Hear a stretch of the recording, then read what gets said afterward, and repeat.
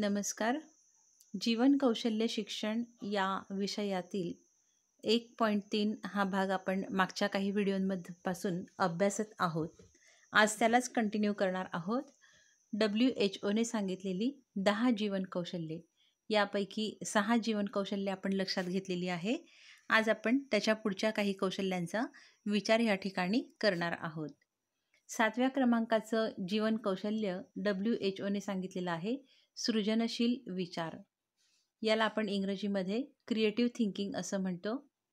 Creative thinking किंवा सृजनशील विचार म्हणजे नेमकं काय, तर या ठिकाणी काय म्हटलं ते बघूया. की विद्यार्थ्याला रूढ पद्धतीपेक्षा वेगळ्या रीतीने एखाद्या समस्येचा अथवा स्थितीचा विचार करता आला पाहिजे.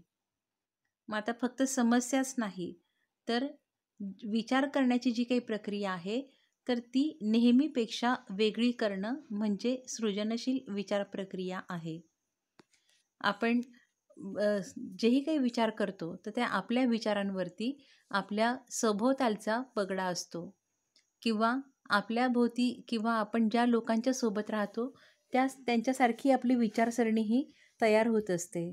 आणि म्हणून ही तीच किंवा त्याच प्रकारची विचारसरणी जी आहे तर ती नवनिर्मितीला किंवा नवीनतेला जन्म देत नाही किंवा नवीनतेचा यातून उगम होत नाही.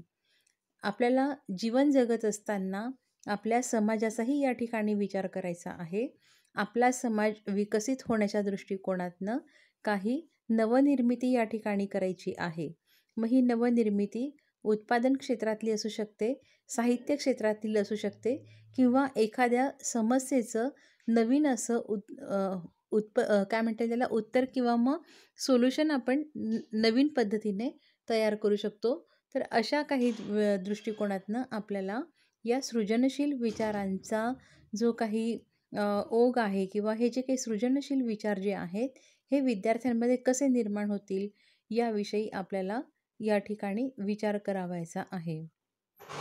सृजनशील विचार प्रक्रिया ही जी काही आहे तर ही मानसशास्त्रीय दृष्टिकोनातनं काही वैशिष्ट्यपूर्ण आहे असं इथे लक्षात येतं. या प्रक्रियेसाठी किंवा या विचारासाठी विद्यार्थ्याला पोषक असं वातावरण आवश्यक असतं. पोषक असं वातावरण म्हणजे नेमकं कोणतं, तर विद्यार्थ्याला त्याचे विचार जे आहे ते स्पष्टपणे मांडण्याची मुभा किंवा स्वातंत्र्य असलं पाहिजे. आपल्याला माहीत आहे की प्रत्येक व्यक्तीच्या मनामध्ये 3 प्रकारच्या अवस्था सांगितलेल्या जातात. त्यातली पहिली जी अवस्था आपण लक्षात घेतो ती म्हणजे अबोधावस्था. या अबोधावस्थेमध्ये अनेक विचार असतात. त्या विचारांची म्हणजे गणना किंवा मग ते आपण मोजू शकत नाही इतके ते असतात. केवळ संख्येनेच नाही तर अतिशय भन्नाट स्वरूपाचे हे विचार असतात. त्याच्यानंतरची अर्धबोधावस्था. तर या अर्धबोधावस्थेमध्ये या अबोधावस्थेतील कोणते विचार आपण प्रकट करायचे किंवा कोणत्या विचारांना कात्री लावायची अशा स्वरूपाची द्विधा परिस्थिती निर्माण झालेली असते. आणि जी बोधावस्था असते तर या बोधावस्थेमध्ये आपण जेही विचार प्रकट करतो त्याला आपण बोधावस्था असं म्हणतो. तर एकंदरीत या ठिकाणी असं लक्षात येतं की समाज असेल किंवा मग आणखी आपलं कुटुंब असेल किंवा मग वर्गातील विद्यार्थी असतील तर या सर्वांच्या सोबत आपण आपले विचार व्यक्त करत असताना कुठेतरी मी जो विचार व्यक्त करेल तर त्या विचाराला कोणी मला हसेल का, किंवा मी असं काही मांडलं तर कोणाचा अपमान होईल का, किंवा मग आणखी या विचारांना कुणी मला हे जे काही विचार मी ह्या ठिकाणी मांडेल तर ते मांडल्यानंतर मला कुणी काही म्हणेल का, अशा स्वरूपाची बेचैन अशी अवस्था असते. आणि म्हणून बऱ्याचदा नवीन आलेला जो विचार आहे तर तो विद्यार्थी मांडत नाही. मग या ठिकाणी आपल्याला काय लक्षात घ्यायचं आहे की विद्यार्थ्यांना पोषक असं वातावरण निर्माण करायचं आहे. ह्या सृजनशील विचारांच्या दृष्टिकोनातनं विविध प्रकारच्या अध्यापन पद्धती आहेत. जसं आपण बुद्धिमंथन या ठिकाणी लक्षात घेतो किंवा मग आणखी भूमिका अभिनय आहे.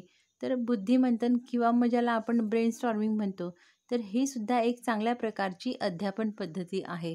तर यामधून विद्यार्थ्यांच्या मनातील अनेक विचार आपण बाहेर काढू शकतो आणि या विचारांच्या दृष्टिकोनातनं जर आपण लक्षात घेतलं तर हे जे विचार आहे तर हे नेहमीच्या विचारांपेक्षा अतिशय वेगळे असतात. मग हे वेगळे जे विचार आहे तर हे वेगळे विचार म्हणजे सृजनशील विचार आहे.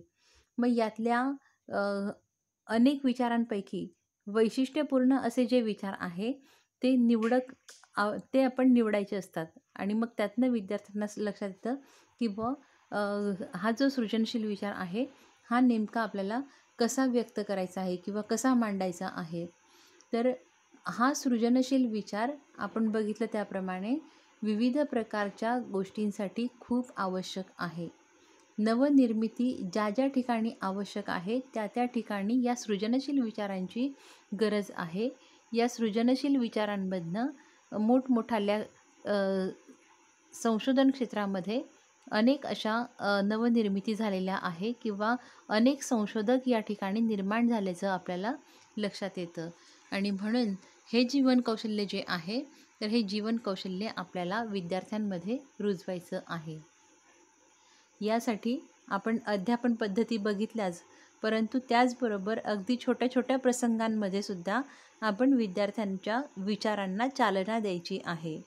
तुम्ही एखादी धडा शिकवत असाल भाषा विषयाचा, त्या भाषा विषयामध्ये जोही काही प्रसंग आलेला असेल तर त्या लेखकाने तो प्रसंग मांडलेला असेल, पण विद्यार्थ्याला आपण विचारायचे की यामध्ये आणखी आपल्याला काही करता आलं असतं का, किंवा हा जो प्रसंग मांडला आहे तर हा प्रसंग अशा प्रकारे निर्माणच झाला नसता तर नेमकं काय घडलं असतं.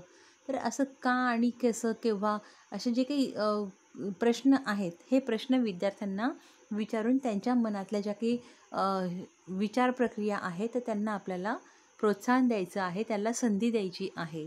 तर एकंदरीत ह्या दृष्टिकोनातनं हे सृजनशील विचार जे आहे हे आपल्याला विद्यार्थ्यांमध्ये विकसित करावयाचे आहे. याच्यानंतरचा पुढचा जो काही विचार आहे तो म्हणजे चिकित्सक विचार. हे जे काही जीवन कौशल्य आहे, चिकित्सक विचार आणि सृजनशील विचार, हे पूर्णपणे आपल्या अंतर्मनातलं असतं. ही विचार प्रक्रिया आहे, जोपर्यंत प्रकट होत नाही किंवा जोपर्यंत आपण ते बोलून किंवा कृतीतून व्यक्त करत नाही तोपर्यंत ही दिसत नाही. आणि म्हणून चिकित्सक विचार आणि सर्जनशील विचार हे जे काही आहे तर ते आपण विद्यार्थ्यांना व्यक्त करण्यासाठी प्रोत्साहन द्यायचं आहे.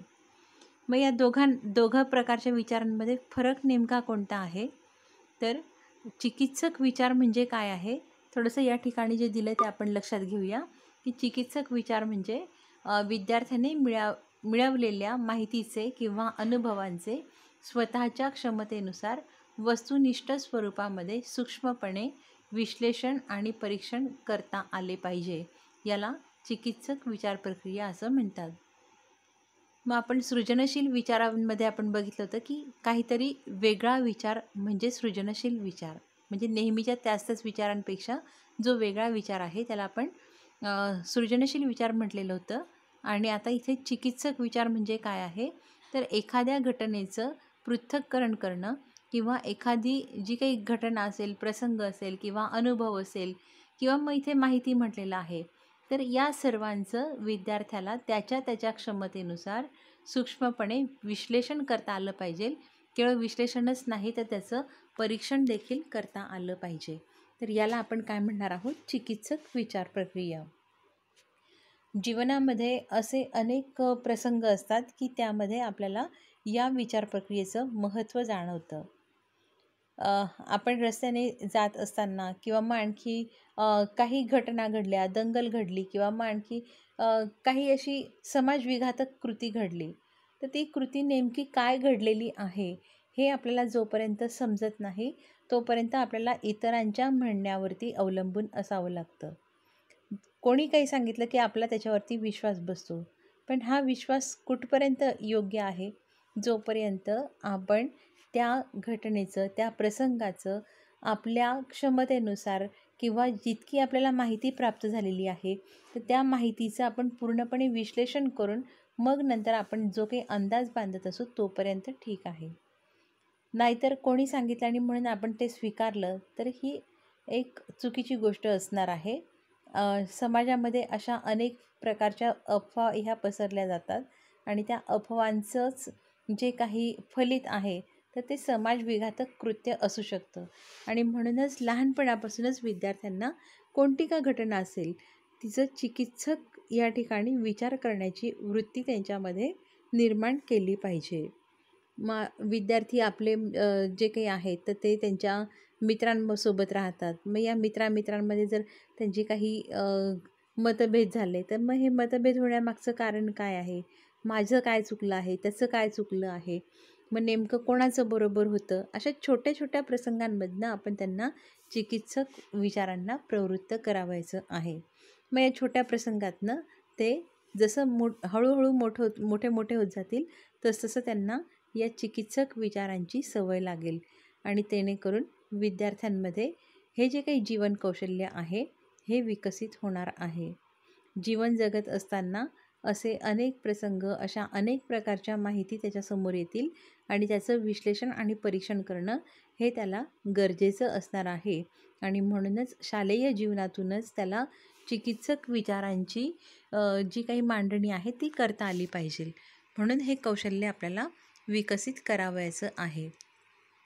याच्यानंतर भावनांचं समायोजन म्हणून एक जीवन कौशल्य WHO सांगितलेलं आहे. याला कोपिंग ऑफ इमोशन्स असं आपण इंग्रजीमध्ये म्हणतो. भावना या विविध प्रकारच्या असतात आपल्याला माहिती आहे आणि त्या विविध प्रकारांच्या भावनांचा आपण मागे काही आपले लेक्चर झाले तर त्यामध्ये आपण विचार केला होता की ह्या सकारात्मक आणि नकारात्मक अशा 2 प्रकारच्या भावना असतात.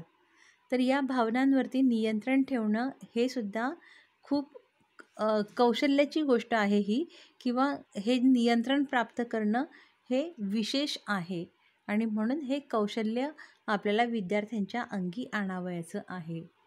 या विवेचनामध्ये असं म्हटलेलं आहे की विद्यार्थ्याला स्वतःच्या तसेच दुसऱ्याच्या किंवा दुसऱ्या व्यक्तीला भावना जाणून घेता आल्या पाहिजे. काय म्हटलं आहे की विद्यार्थ्याला त्याच्या स्वतःच्याही भावना जाणून घेता आल्या पाहिजे आणि दुसऱ्या किंवा समोरची जी काही व्यक्ती आहे तर तिच्यासुद्धा भावना त्याला जाणून घेता आल्या पाहिजे. त्याप्रमाणे किंवा त्याचप्रमाणे त्या भावनांचा स्वतःच्या वर्तनावर होणारा परिणाम लक्षात घेऊन आवश्यकतेनुसार भावनांचे नियंत्रण किंवा व्यवस्थापन त्याला करता आले पाहिजे.